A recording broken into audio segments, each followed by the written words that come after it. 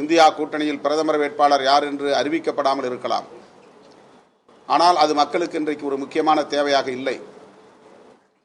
பாரதிய ஜனதாவை ஆட்சி அதிகார பீடத்திலிருந்து அப்புறப்படுத்த வேண்டும் என்பதுதான் நாட்டு மக்களின் வேட்கையாக இருக்கிறது. ஆகவே இந்திய அளவில் ஜனநாயகத்தை பாதுகாக்கவும் அரசமைப்பு சட்டத்தை பாதுகாக்கவும் ஒட்டுமொத்தத்தில் நாட்டையும் மக்களையும் பாதுகாக்கவும் இன்றைக்கு மக்கள் ஒருபுறமும் சங் பரிவார் கும்பல் ஒருபுறமும் இந்த தேர்தல் களத்தில் நிற்கிறோம். நாட்டு மக்கள் ஒருபுறம் நிற்கிறார்கள், பாரதிய ஜனதா தலைமையிலான சங் பரிவார் கும்பல் இன்னொரு பக்கம் நிற்கிறார்கள். ஆகவே இங்கு யுத்தம் நடப்பது காங்கிரசுக்கும் பாஜகவுக்கும் அல்ல, அல்லது இந்தியா கூட்டணிக்கும் என்டிஏ கூட்டணிக்கும் அல்ல, மக்களுக்கும் சங் பரிவார்களுக்கும் இடையிலான யுத்தம்தான் இந்த தேர்தல் என்பதை இன்றைக்கு நாட்டு மக்கள் உணர்ந்திருக்கிறார்கள். அந்த அடிப்படையில் தேர்தல் முடிவு அமையும். ஆனால் இவர்கள் இவிஎம்ஐ வைத்து தில்லுமுள்ளு செய்து ஆட்சியை கைப்பற்றுவதற்கு முயற்சிக்கிறார்கள் என்பதும் இன்றைக்கு மக்களால் உணரப்படுகிறது. அதற்கு ஒரே தீர்வு 100 விழுக்காடு மக்கள் வாக்களிக்க வேண்டும், வாக்குப்பதிவு 100 விழுக்காடாக அமைய வேண்டும். 60 விழுக்காடு 70 விழுக்காடு என்கிற அளவிலே வாக்குப்பதிவு இருந்தால் அவர்களின் சதியை முறியடிக்க முடியாது. ஆகவே 100 விழுக்காடு மக்கள் வாக்குப்பதிவில் பங்கேற்க வேண்டும். குறிப்பாக தமிழ்நாட்டு மக்களுக்கு நான் விடுக்கிற வேண்டுகோள், தமிழ்நாட்டில் எப்படியாவது பாரதிய ஜனதா இரண்டாவது பெரிய சக்தியாக வந்துவிட வேண்டும் என்று பல்வேறு சதி முயற்சிகளை மேற்கொண்டு வருகிறது.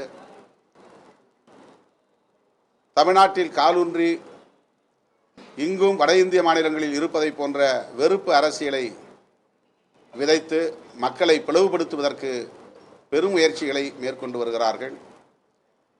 பெரியார் சிலையை சேதப்படுத்த முயற்சிக்கிறார்கள், வள்ளுவர் சிலைக்கு போய் சாயம் பூசுகிறார்கள், வள்ளலாரை சாயம் பூசி தங்களுக்கானவர் என்று உயர்த்தி பிடிக்க பார்க்கிறார்கள். இதுவெல்லாம் அவர்கள் ஏதோ அறியாமையில் செய்கிற ஒன்று அல்ல, திட்டமிட்டு செய்கிற முயற்சி.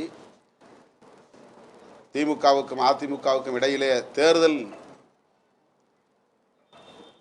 போட்டி, தேர்தல் முரண்கள் உண்டு. ஆனால் சமூக நீதி என்கிற புள்ளியில் அவர்கள் ஒரே பார்வை கொண்டவர்கள்தான். தமிழ்நாட்டில் எப்போதுமே திமுக தலைமையில் ஒரு அணி, அதிமுக தலைமையில் ஒரு அணி என்று பிரிந்து தேர்தல்களை சந்தித்தாலும் கூட அத்தனை கட்சிகளும் சமூக நீதி என்று வருகிற போது அதில் ஒருங்கிணைந்து நின்றிருக்கிறோம் என்பதுதான் வரலாறு. ஆனால் பாரதிய ஜனதா சங் பரிவார் அமைப்புகள் தமிழ்நாட்டுக்குள்ளே வெறுப்பு அரசியலை நாளுக்கு நாள் தீவிரப்படுத்தி வருவது ஆபத்தானது. அதற்கு ஒருபோதும் இடம் கொடுக்கக்கூடாது.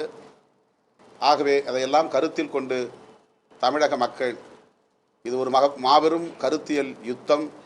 இந்த யுத்தத்திலே தமிழ்நாட்டையும் காப்பாற்றியாக வேண்டும்.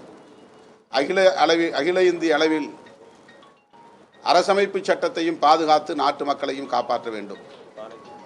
அதற்கு ஏற்ப கூட்டணி கட்சிகளுக்கு, இந்தியா கூட்டணி கட்சிகளுக்கு அவரவர் சின்னங்களில் வாக்களிக்க வேண்டும் என்று நான் வேண்டுகோள் விடுக்கிறேன். நாங்கள் 2 தொகுதிகளில் போட்டியிடுகிறோம் என்றாலும் கூட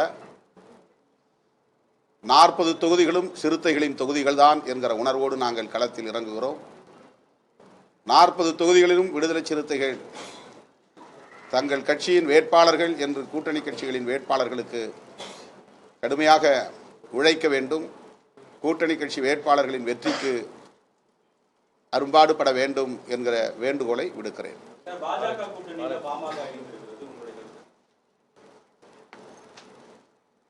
அது அவர்களின் விருப்பம், அதிலே கருத்து சொல்வதற்கு எதுவும் இல்லை.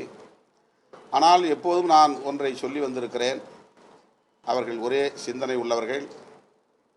சாதிய மதவாத அரசியலில் அவர்கள் திளைத்து கிடக்கிறார்கள்.